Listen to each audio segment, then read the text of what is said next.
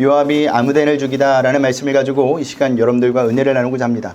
자, 우리가 오늘 말씀을 보기 전에 점검해야 될 것이 있습니다. 자, 요압은 어느 쪽 나라 사람이죠? 유다 사람입니다. 다윗의 장수예요. 그러면 아브넬은 어떤 사람이죠? 이스라엘, 북이스라엘의 사람입니다. 그러니까 지금 북이스라엘과 남유다와 가 지금 대립하고 있는 상태예요. 이 사실을 잘 기억하셔야 합니다. 왜냐하면 어제 설교를 준비를 하는데 아내가 설교 제목을 보면서 성도님들이 아브넬이 누구고 요압이 누구고 자꾸 헷갈려 하는 것 같다고 이거 좀 명확하게 좀 설명해 달라 그래서 이렇게 점검하고 합니다. 자, 아브넬은요 사울의 첩이었던 리스바 통관을 하죠. 그로 인해 한편이었던 이스봇 사이에 균열이 생기기 시작합니다.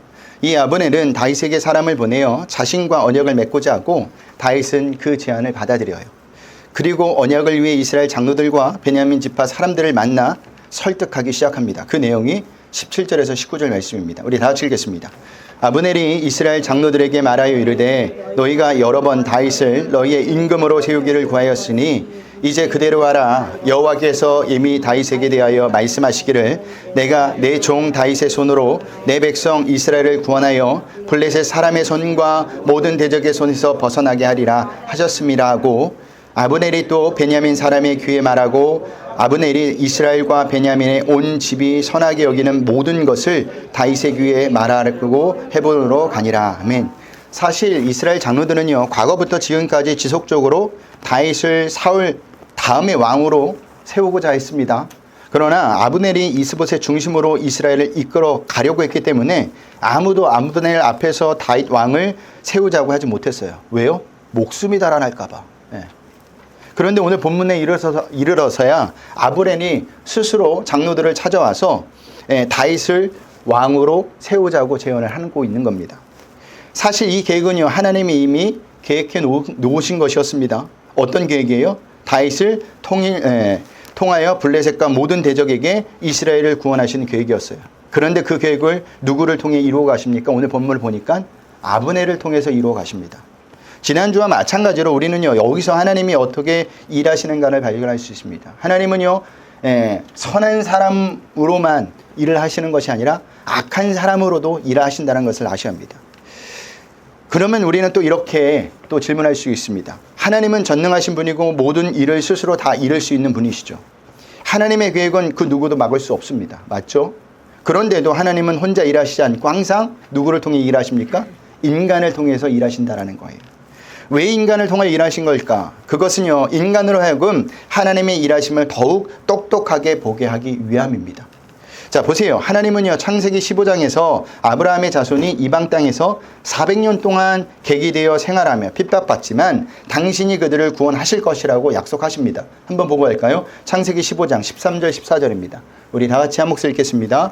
여호와께서 아브라함에게 이르시되 너는 반드시 알라 내 자손이 이방에서 객이 되어 그들을 섬기겠고 그들은 400년 동안 내 자손을 괴롭히리니 그들이 섬기는 나라를 내가 징별할지며 그 위에 내 자손이 큰 재물을 이끌고 나오리라. 아멘. 자 14절에 보면 나라를 내가 징별한다고 하죠. 그 위에 내 자손이 큰 재물을 이끌고 나오게 하신다고 말씀하십니다. 중심이 뭐예요? 누가 하신다고요? 하나님이 하신다는 겁니다. 그런데 출애굽기를 보면 하나님이 이스라엘 백성을 출애굽시키긴 하지만 누구를 통해서 일하십니까? 모세를 통해서 일하십니다. 혼자 일하셔도 될 일을 모세를 떨기나무 불꽃 가운데 부르십니다. 왜 이렇게 일하시느냐? 모세를 통하여 이스라엘 백성에게 당신의 일하심을 더욱 똑똑하게 보게 하기 위함이에요. 성경의 수많은 인물도 다 마찬가지예요. 성경의 주인공은 누굴까요? 하나님이에요. 하나님. 예수님입니다. 근데 가끔 우리는 성경의 인물의 주인공을 사람으로 볼 때가 있는데 아니에요. 단지 하나님이 하나님이 되심을 나타내기 위해서 그들은 하나님 앞에 쓰일 뿐이라는 겁니다. 거기에는요 인간의 어떤 잘남도 드러나지 않아요. 그래서 성경을 보면요 성경 인물들이 다 잘남만 기록해 되어 있지 않아요. 우리가 가장 많이 닮고 싶고 그리고 존경한다는 사람들도 있잖아요. 아브라함이나 다윗 이들의 삶을 보면 잘남이 있는 게 아닙니다. 못남도 많이 나타나 있다는 겁니다. 하나님이 우리를 통해 일하시는 이유도 마찬가지입니다. 그만한 능력과 성품이 되어서가 아니에요. 만약 그런 것을 따진다면 모세가 왕의 자리에 있었을 때 쓰셨어야 합니다. 그런데 하나님은 모세를 언제 쓰십니까? 언제 쓰세요? 살인자가 되어서 쫓김을 받고 40년이 지나서 나이 80세가 되어서 쓰신다라는 겁니다. 왜 이렇게 쓰시는 거냐? 하나님의 되심, 즉 하나님의 영광을 드러내시기 위함입니다. 자, 하나님의 영광이 가장 잘 드러나려면 그 사람에게 무엇이 필요할까요? 못남이 필요해요. 부족함이 필요해요.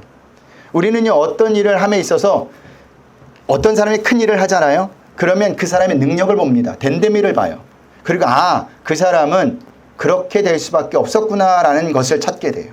그래서 우리나라 속담도 그런 속담 있잖아요. 대석 싶은 나무 뭘부터 알아본다고요? 떡잎부터 알아본다라는 거예요. 원래 그렇게 될 인물이었다라는 겁니다. 그러면 누가 드러날까요? 하나님의 영광이 드러나기보다는 그 사람이 원래 그런 능력이 있었기 때문에 하나님이 쓰시는 거야 라고 생각하는데 아니라는 겁니다. 여러분, 성경의 인물들은 다 잘남이 없어요. 못남이 있어요. 그렇기 때문에 우리는요, 하나님의 일에 쓰임받는다고 해서 교만해서는 안 돼요. 그것은 하나님께서 우리를 부르신 의도를 모르는 겁니다. 그때 우리가 취할 태도는요, 그만하지 말고 오히려 부족하고 연약한 나를 통하여 일하심에 하나님께 감사하고 감격하는 것밖에 없습니다. 그리고 항상 하나님께 영광을 돌리는 것밖에 없어요. 그래서 어떤 일을 우리가 하나님의 일을 하면서도 당신 때문에 은혜를 받았습니다 라고 하면 항상 뭐라고 이야기합니까? 하나님이 하셨습니다 라고 이야기하셔야 돼요. 자, 그렇게 이스라엘의 장로들과 베냐민 지파를 설득한 아브넬은요, 부하 20명을 데리고 다윗이 베푼 잔치에 참여합니다. 그런데 아브넬은요, 여기서도 자신이 이스라엘 백성과 다윗이 서로 언약을 맺을 수 있도록 중개자 역할을 하겠다고 하죠. 우리 20절, 21절을 보겠습니다. 다 같이 읽겠습니다. 아브넬이 부하 20명과 더불어 헤브론에 이르러 다윗에게 나아가니 다윗이 아브넬과 그 함께한 사람을 위하여 잔치를 배설하였더라. 아브넬이 다윗에게 말하되 내가 일어나 가서 온 이스라엘 무리를 내 주 왕 앞에 모아 더불어 언약을 맺게 하고 마음이 원하시는 대로 모든 것을 다스리게 하리이다 하니 이에 다윗이 아브넬을 보내매 그가 평안히 가니라. 아멘. 여러분들에게 묻겠습니다. 앞에서도 말씀드렸듯이 아브넬이 중개자 역할을 해야만 다윗이 통일 이스라엘 왕이 되는 겁니까? 아니죠. 다윗이 통일 이스라엘 왕이 될 수 있는 것은 다윗을 향한 하나님의 계획 때문이라고 말씀드렸습니다. 그 일이 지금 아브넬이 쓰임받고 있을 뿐이에요. 그런데도 아브넬이 자신이 중개자 역할로 나서겠다고 하고 있는 거예요. 아브넬이 이렇게 중개자로 나섰다는 것은요, 하나님을 무시하는 저서요 영적인 교만입니다. 그 결과 아브넬은 어떻게 됐죠? 죽음을 맞이하게 됩니다. 우리도 아브넬처럼 말하고 행동할 때가 있죠. 모든 것이 하나님이 이끌어 가시는데도 우리는 그저 쓰임받는 존재인데도 그것을 내가 해야만 될 수 있는 것처럼 말하고 있습니다. 여러분, 그것은요, 하나님을 무시하는 것이고 영적인 교만이에요. 심하게 말하면 하나님의 영광을 가로채는 겁니다. 여기에 제일 그렇게 될 가능성이 많은 사람이 누굴까요? 그렇죠. 저예요. 예. 제가 제일 가능성이 많아요. 예. 그래서 많은 목사님들의 이야기를 들어보면 교회가 커졌어요. 하나님이 하셨죠. 근데 그 속에 자세히 들어보면 내가 했다라는 게 많아요. 내가 기도를 이렇게 많이 했기 때문에, 내가 전도를 이렇게 많이 했기 때문에. 여러분, 전도를 해서 교회가 성장할 수 있습니다. 근데 그게 정답은 아니에요. 똑같이 전도를 해도 어느 교회는 성장하고 어느 교회는 성장하지 않습니다. 똑같이 기도를 해도 어느 교회는 성장하고 어느 교회는 성장하지 않아요. 하나님이 하시면 되는 겁니다. 그러니까 우리는 날마다 무엇만 드러내야 합니까? 하나님만 드러나셔야 돼요. 자꾸 내가 드러나는 순간 우리는 교만해지는 거고 하나님과 상관없는 길로 가는 겁니다. 만약 아브넬과 같은 생각을 우리가 가지고 있다면 빨리 그 생각을 내려놓으셔야 합니다. 여러분, 우리는 피조물이에요. 우리는 피조물입니다. 이것을 늘 기억하셔야 돼요. 그럴 때 우리는 하나님 자리에 앉지 않아요. 인간에게 언제 죽음이 찾아왔는지 아십니까? 선악과를 따먹으러 하나님과 같이 되겠다는 생각을 가졌을 때, 즉 하나님 자리에 올라서겠다는 생각을 가졌을 때 죽음이 찾아왔다라는 겁니다. 여러분, 우리가 하나님의 자리를 대신할 때 우리에게 죽음이 찾아오는 거예요. 그게 영적 교만이라는 겁니다. 근데 우리는 늘 하나님의 자리를 대신하려고 하죠. 남을 정죄하는 것도 평가하는 것도 뭐예요? 내가 하나님을 대신하는 겁니다. 남에게 복수하는 것도 하나님을 대신하는 거예요. 오늘 아브넬을 죽인 요압이 그렇습니다. 자, 그렇게 아브넬이 돌아가고 요압이 전쟁에서 돌아왔는데 어떤 사람이 아브넬이 다윗을 만나고 돌아갔다는 소식을 전해줍니다. 이 소식을 들은 요압은요, 다윗에게 가서 아브넬을 그냥 보낸 것을 따져요. 병사가, 장수가 왕에게 따집니다. 예, 우리 24절을 볼까요? 다 읽겠습니다. 요압이 왕에게 나아가 이르되 어찌하심이니까 아브넬이 왕에게 나아가 어찌하여 그를 잘 가게 하셨나이까. 아멘. 자, 표면적으로는요, 왕을 위하고 나라를 위한 것 같이 이야기하지만 속내는 어떤 속내를 가지고 있냐면 자신의 동생 아사엘을 죽인 아브넬에게 복수할 기회를 놓친 것에 대한 아쉬움을 토로하고 있는 겁니다. 그래서 어떻게 합니까? 왕이 평안히 보내준 아브넬을 전령을 보내 헤브론으로 돌아오게 합니다. 우리 한번 26절, 27절을 보겠습니다. 다 같이 읽겠습니다. 이에 요압이 다윗에게서 나와 전령들을 보내 아브넬을 쫓아가게 하였더니 시라 우물가에서 그를 데리고 돌아왔으나 다윗은 알지 못하였더라. 아브넬이 헤브론으로 돌아오매 요압이 더불어 조용히 말하라는 듯이 그를 데리고 성문 안으로 들어가 거기서 배를 찔러 죽이니 이는 자기의 동생 아사엘의 피로 말미암이더라. 아멘. 자, 요압이 아브넬을 왜 죽였다고 합니까? 왕과 나라를 위해서가 아니라 자신의 동생 아사엘의 복수심 때문이라고 성경은 기록하고 있죠. 순전히 자신의 복수심을 채우기 위해서 다윗 왕의 결정을 무시한 겁니다. 자, 이 사건을 찬찬히 살펴보면 요압은 아마 다윗 왕의 이름을 빌어 아브넬을 시라 우물가까지 오라고 했을 겁니다. 왜냐하면 아브넬은요, 요압의 동생 아사엘을 죽인 자였기 때문에 요압을 늘 경계하고 있었을지도 몰라요. 아마 다윗 왕이 아닌 요압이 오라고 했으면 왔을까요? 안 왔을까요? 안 왔겠죠. 그런데도 아브넬이 시라 우물까지 왔다는 것은요, 요압이 다윗 왕의 이름을 빌어 아브넬을 시라 우물까지 오라고 했다라는 겁니다. 지금 요압은요, 자기가 섬기는 다윗 왕의 이름을 이용해서 자기의 복수를 이루려고 하는 겁니다. 자, 이후 다윗은 이 사실을 알고 자신은 이 사건과는 상관이 없다고 선을 하죠. 한번 28절을 볼까요? 다 같이 읽겠습니다. 그 후에 다윗이 듣고 이르되 내래 아들 아브넬의 피에 대하여 나와 내 나라는 여호와 앞에 영원히 무죄하니. 아멘. 자, 이것을 볼 때 정말 다윗은 몰랐던 것 같습니다. 자, 우리는 그런데 요압의 모습에서 우리가 요압처럼 신앙생활을 하고 있진 않나 한번 생각해 보셔야 합니다. 여러분, 신앙생활이 뭐죠? 예수님을 믿는 순간부터 내가 없어지는 것이 신앙생활입니다. 나는 죽고 예수님만으로 드러나는 삶이 신앙생활이에요.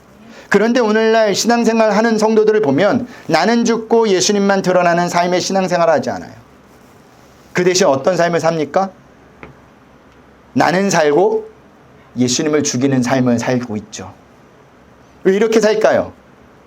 이유는 단 한 가지입니다. 내가 중요하기 때문이에요.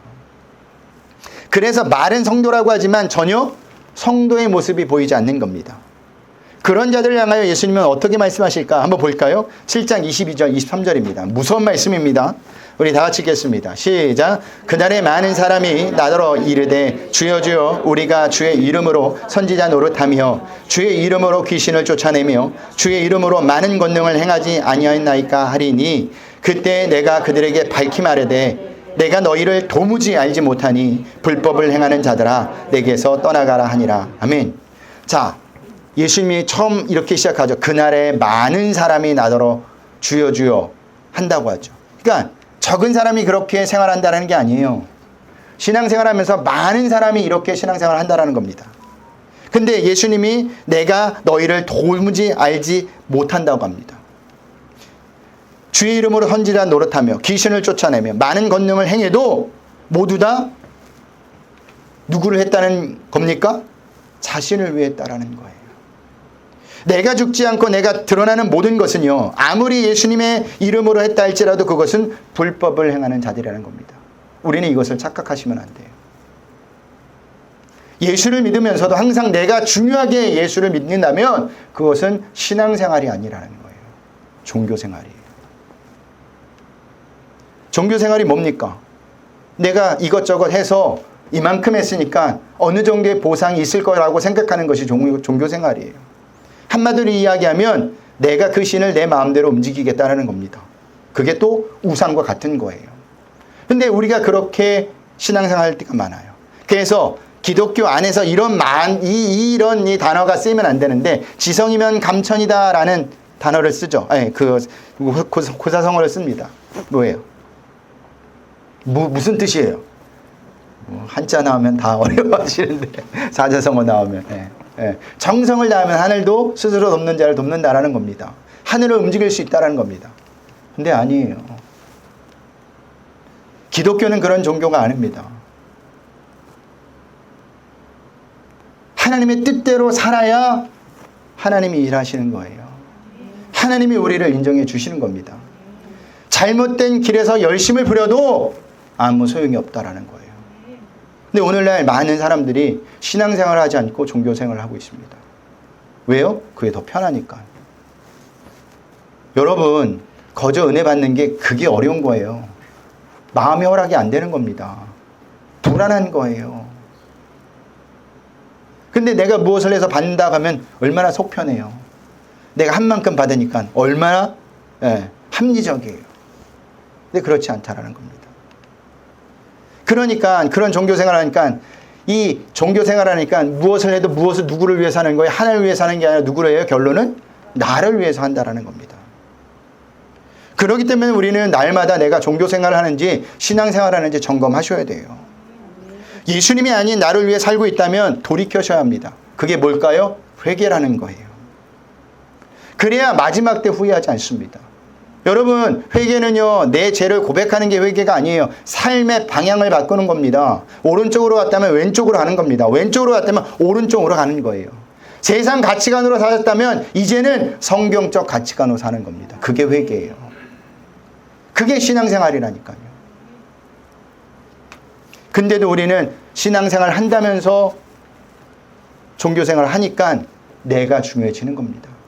주의 이름을 가지고 내 익속을 챙기는 겁니다. 여기서도 제일 위험한 자가 누굴까요? 저예요, 저. 그러니까 늘 저를 위해서 기도해 주세요. 자, 요압이 아브넬을 죽였다는 소식을 들은 다윗은요, 아브넬에 대한 애도를 모든 백성에게 하게 합니다. 31절 32절을 보겠습니다. 다 같이 읽겠습니다. 다윗이 요압과 및 자기와 함께 있는 모든 백성에게 이르되 너희는 옷을 찢고 굵은 배를 띠고 아브넬 앞에서 애도하라 하니라. 다윗 왕이 상여를 따라가 아브넬을 헤브론 장사하고 아브넬의 무덤에서 왕이 소리를 높여 울고 백성도 다 우니라. 아멘. 자, 우리는 여기서 이런 질문을 던져보셔야 합니다. 다윗은 아브넬의 죽음을 왜 애도한 것일까? 정말 슬퍼서 한 것일까요? 그럴 수도 있을 겁니다. 하지만 그것보다는 정치적인 이유가 더 강합니다. 자, 아브넬의 죽음은요, 다윗이 통일 이스라엘 왕이 되기 위한 적지 않은 걸림돌이었습니다. 누가 보더라도 아브넬의 죽음은 요압이 다윗의 사주에 의해 저지른 것처럼 보일 수 있기 때문이에요. 그래서 다윗은요, 모든 백성으로 하여금 아브넬을 애도하게 하고 자신도 최대한 조의를 표현하고 있는 겁니다. 그래서 어디에서 장사하고 있습니까? 헤브론에서 장사하고 있어요. 자, 아브넬이 어느 지파 사람이죠? 베냐민 지파 사람입니다. 그럼 관례로 따지면 어디서 장례를 치러야 돼요? 베냐민 지파, 베냐민 땅에서 장례를 치러야 합니다. 그렇게 장사하는 게 맞아요. 하지만 다윗은 그렇게 하지 않고 헤브론의 장사함으로 아브넬을 지금 높여주고 있는 거예요. 많은 사람 앞에서. 이것은 다윗이 난처해질 문제를 회피하거나 외면하지 않았다는 겁니다. 이렇게 해서 다윗은요, 자신이 요압을 조종하여 아브넬을 죽였다는 의혹을 완전히 벗어나게 됩니다. 그리고 다윗의 생각대로 그 의혹이 풀려지고 완전히 분위기를 반전시켜버려요. 그리고 이스라엘을 하나로 만드는 계기로 만들어버립니다. 자, 다윗의 이러한 모습을 보면서 오해받은 상황에서 성도인 우리가 어떻게 해야 하는지를 보여줍니다. 그 모습은 문제를 회피하거나 외면하지 말고 당당하게 하나님을 의지하며 맞서라는 겁니다. 그런데 대부분 우리는 어떻죠? 문제를 회피해요. 외면해버립니다. 시간이 해결해 주겠지라고 생각하며 그냥 흘려보낼 때가 있는데 그렇지 않아요. 여기서 중요한 것은요, 하나님을 의지하며 맞서라는 겁니다. 그런데 많은 성도는요, 중요한 하나님을 의지하는 것을 빼먹고 어떻게 해요? 자기 힘으로 합니다. 내가 하려고 하는데 아니에요. 결과는 어떻게 될까요? 마틴 루터의 고백처럼 내 힘만 의지할 때는 피할 수 없도다 라는 고백이 나올 수밖에 없습니다. 여러분, 우리의 문제는 힘으로 문제를 해결하는 것은 한계가 있어요. 그렇기 때문에 날마다 하나님을 우리가 의지해야 합니다. 어떤 문제에 있어서 내가 할 수 있을 것처럼 보여도 마지막까지 하나님께서 이루어지지 않으면 그 일은 될 수 없는 거예요. 그렇기 때문에 하나님을 의지하셔야 하는 거예요. 그런 자만이 한계를 뛰어넘어 일할 수가 있는 거고 하나님의 놀라운 일들을 경험하게 된다는 사실입니다. 자, 그렇게 아브넬의 장사를 마치고 다윗은 무덤 앞에서 애가를 지어 불러요. 우리 33절, 34절을 보겠습니다. 다 같이 읽겠습니다.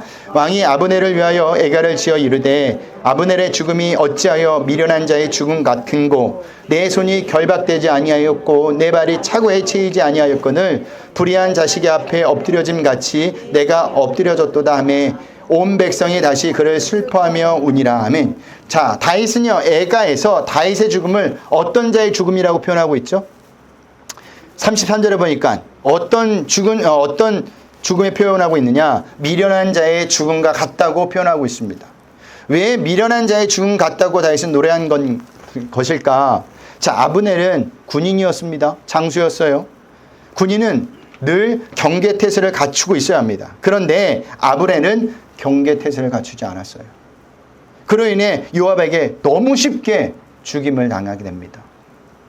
이것은 영적 군사로 부름받는 우리도 마찬가지예요. 하나님은 우리를 당신의 거룩한 싸움을 치른 영적 군사로 불러주셨습니다. 그 의미는 성도는요, 하나님의 군대로 어둠과 죄의 세력을 대적하여 싸워야 하는 사람들이라는 거예요. 그런데 하나님은 우리를 무작정 전장에 내보내지 않습니다. 어둠과 죄의 세력을 물리칠 수 있는 갑옷과 무기를 준비해 주셨어요. 그 갑옷과 무기는 뭘까요? 말씀과 기도입니다. 말씀이 어둠과 죄와 죄의 세력의 공격을 막아낼 수 있는 갑옷이고 또한 공격할 수 있는 무기입니다. 그런데 어둠과 죄악의 세력을 물리칠 수 있고 경고할 수 있는 갑옷과 무기인 말씀을 우리에게 주셨다 할지라도 그것을 우리가 입지 않고 쓰지 않으면 아무 소용이 없다라는 거예요. 여러분, 영적 전쟁은 만만치 않아요. 우리 힘으로 절대 이길 수 없습니다. 그러므로 하나님께서 주시는 말씀의 갑옷을 입고 말씀의 무기를 갖춰야 합니다. 그 의미는 날마다 말씀을 가까이 하고 기도하시라는 거예요. 핸드폰 보는 건 1시간 훌쩍훌쩍 지나가죠. 뭐 저도 마찬가지예요. 근데 성경 1시간 보려면 아주 죽을 것 같아요. 차이가 어디 있느냐? 거기에 내 생명이 있고 내 앞길이 있다고 믿는 사람은 보는 게 쉬워져요.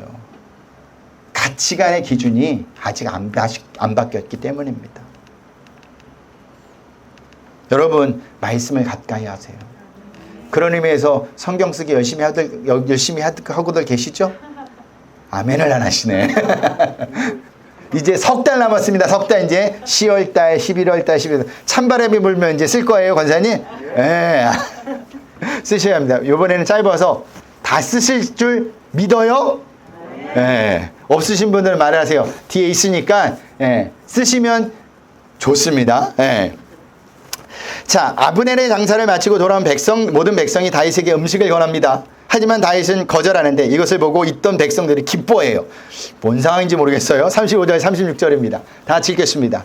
석양에 뭇 백성이 나와 다윗에게 음식을 권하니 다윗이 맹세하여 이르되 만일 내가 해지기 전에 떡이나 다른 모든 것을 맛보면 하나님이 내 벌 위에 벌을 내리심이 마땅하니라 하며 온 백성이 보고 기뻐하며 왕이 무슨 일을 하든지 무리가 다 기뻐하므로. 아멘. 이 말씀은 다윗의 행위가 모든 백성에게 기쁨을 줬다라는 겁니다. 그렇다면 모든 백성이 다윗의 행위를 보고 기뻐한 것은 무엇을 보고 기뻐한 겁니까? 표면적으로는요, 그것은 다윗이 아브넬을 죽이지 않았다는 것을 알았기 때문이고 근본적으로는요, 다윗의 행위를 의심하다가 이제는 의심이 사라졌다라는 거예요. 그러니까 반대로 이야기하면 이제 다윗에 대한 확고한 믿음이 생겼다라는 겁니다. 사람에게 있어서 서로 믿지 못하는 가운데 관계를 유지하는 것처럼 고통스러운 게 없죠. 다윗이 아브넬을 위해 애도하며 금식하기 전에 상황이 그랬습니다. 당시 모든 이스라엘 백성은요, 다윗이 하나님의 뜻 가운데서 세워진 왕이었고 그동안 자기들을 괴롭혔던 블레셋 사람의 손에서 건져낼 약속된 구원자라고 믿었습니다. 그때 아브넬이 요압에게 죽임을 당한 겁니다. 이 사건은 다윗의 사조로 이루어진 것처럼 오해될 수 있었고 지금까지 그들이 가졌던 기대와 믿음을 무너뜨리기에 충분한 사건이었어요. 그런데 다윗은요, 그 모든 일과 자신이 무관하다는 것을 아브넬을 장사하면서 명확히 보여주고 있는 겁니다.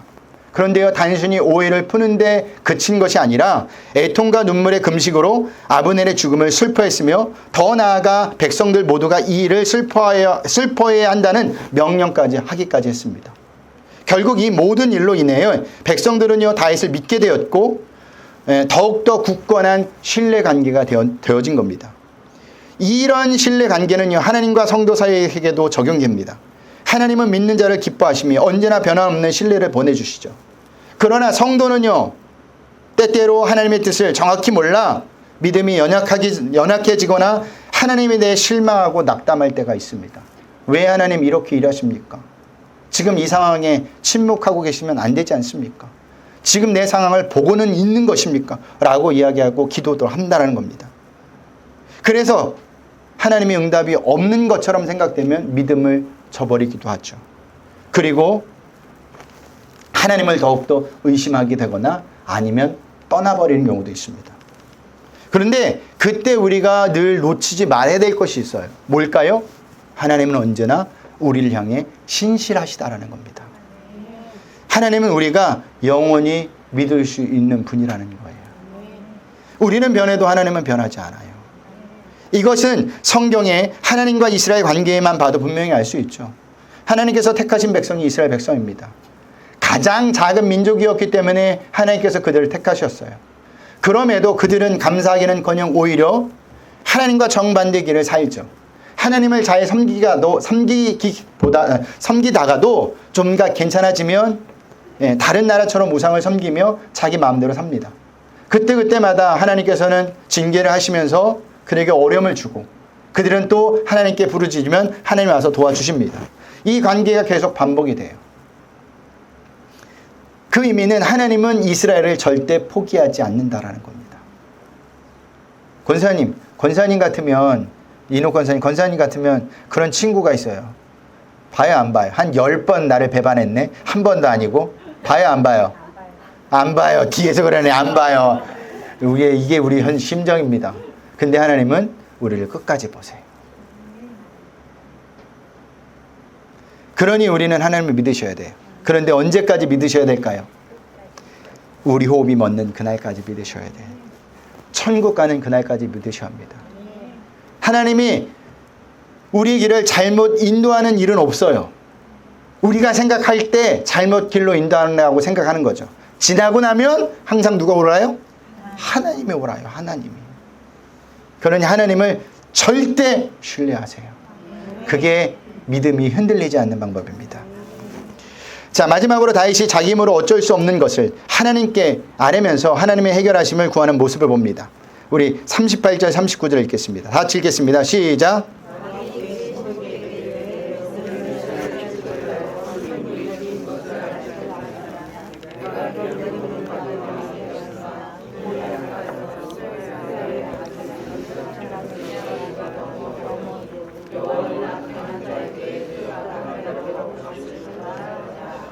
자, 이 말씀에서 볼 수 있는 다윗의 탄식은요, 어쩌면 지금 세상을 살아가고 있는 성도들이 함께 느끼는 한계와 연약함이라고 할 수 있습니다. 자, 즉 하나님의 뜻과 정의를 알고 그것을 소망하지만 세상을 볼 때 거짓과 불의, 죄악됨으로 점철되어 있는 것을 볼 때 실망한다라는 거예요. 그러면서 한계를 느낀다라는 거죠. 그러나 세상 모두가 거짓을 진실처럼 여기고 불의를 당연하게 생각하고 그것을 뒷바꿀 수 없는 것처럼 말한다 해도 성도는요, 그것에 동요되시면 안 된다라는 거예요. 그들과 함께 모든 것이 악하다고 말하시면 안 된다라는 겁니다. 우리가 그 사람들과 동요되지 않는다 할지라도, 동요되면 안 되지만 거기서 우리는 반대 길을 걸어가셔야 한다라는 거예요. 무슨 말이냐면 세상이 아무리 악하고 시대가 거짓되고 사람들의 모든 마음이 부패해져도 거기에 타협하거나 동조하지 말라는 말이에요. 왜냐하면 그렇게 세상에 종주하며 사는 것은 멸망하는 길이기 때문입니다.